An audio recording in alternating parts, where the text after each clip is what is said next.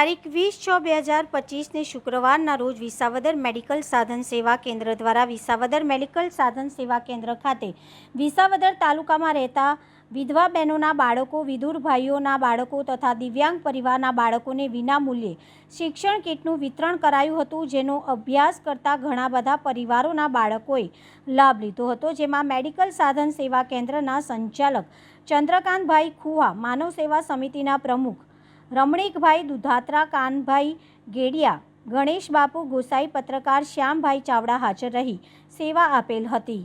મારું નામ દક્ષાબેન છે અને મેડિકલ સાધન સેવા માટે મારા બાળકોને, વિધવા બહેનો માટે, બાળકો માટે સહાય કરે છે અને આવા લાભાર્થી લાભ આપે છે અને વધારે લાભ આપશે।